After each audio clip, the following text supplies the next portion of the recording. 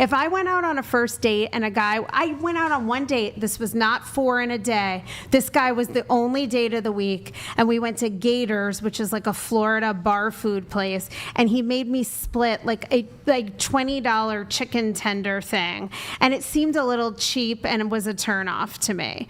But if I were dating somebody today, I make plenty of my own money. I feel empowered by that. I don't think I would expect the same thing. However, on a first date or two, I would want a man to show me that he has manners. I would want him to open the door for me, and I would rather him do that and then me say, oh no, don't worry about it.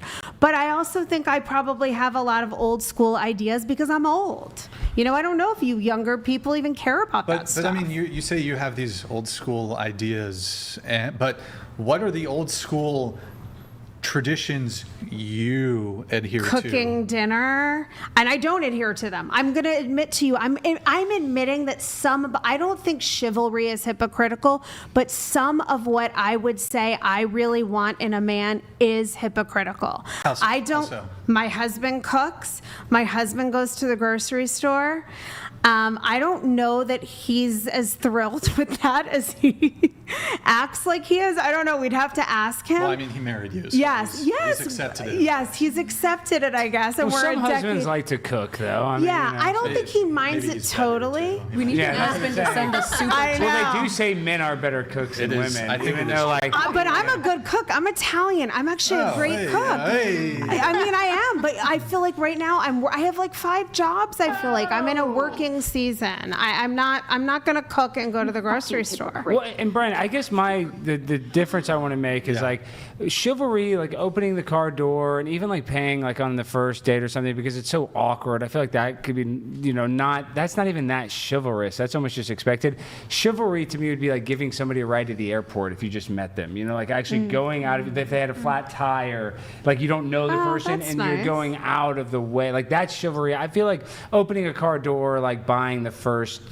because but you also live in Dallas where that's very ubiquitous. Like in New York, when I grew up, men you hooked up at a bar and eventually you were dating after 6 months of that. There was no dates, there was no car door, nothing. I think you're got the Southern gentleman thing a little bit, maybe. Yeah, I mean, that's what I'm saying. I just think it's kind of naturally to open up a door for a woman. Yes. Like I would think it was rude. Like if a woman is coming through the door to not open it, that's actually, I would almost consider that rude. I mean, I even see men doing that for women they don't know. Yeah. That's what I'm saying. Like any woman, I have to open the door. And is that a huge burden? Is that unfair to want the door opened? Well, I think there's these smaller sort of gestures, but if we start looking at perhaps the financial component, the protection component, you look at men paying for dates, women still want men to be providers, protectors, etc. And then there's sort of other expectations too there.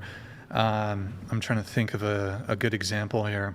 Well, I'd say that it's sort of the general, men are still overwhelmingly initiators in relationships. Yep. This is within the, maybe not the purview of chivalry, but it is within the purview of traditional gender roles where the burden of initiative falls on the man. And as women, you might not really think about that, but overwhelmingly, I think something like 99% of first dates, the guy's asking for the first date. And then every other first step that's involved in that entire process almost always exclusively falls on the man.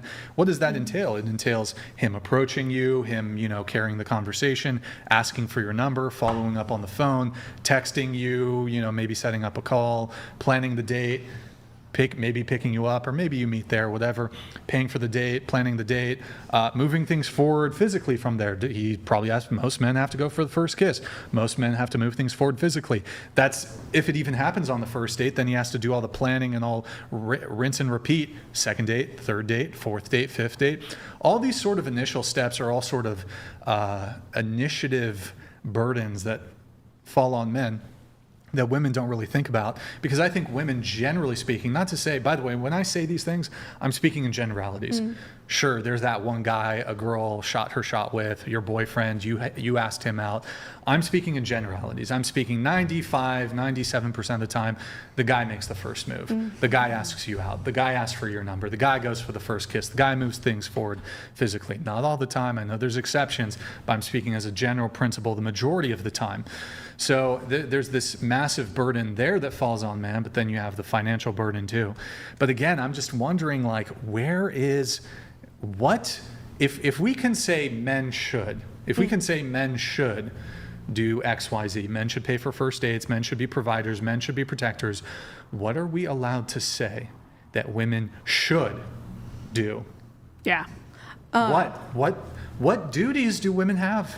Okay, so me and my It's nothing. You have nothing. me and my last relationship, where I was in this age gap relationship, our first date was we met out at a bar, but we dated for like 6 months, and I helped him move into his apartment when he first found an apartment. How within long the have first, you guys been dating? Just a few weeks, to be honest. I helped. Well, I don't know if that falls under the.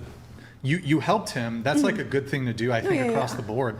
But I'm looking specifically what women should do, that like a traditional gender role that would really only fall onto, like, what are the expectations on women? 100%. And the relationship I was in was very, he was a big, strong man. He used to be in the military. I definitely bowed down to him. I let him lead. I wanted to do that. And I also wanted to be as helpful as I could, because as soon as I bowed down to him, anything that I could do to make him happy made me happy to be able to do for him. So at a certain point, he was a superintendent for construction sites. So he was making about $200,000 a year. He was living in a downtown area.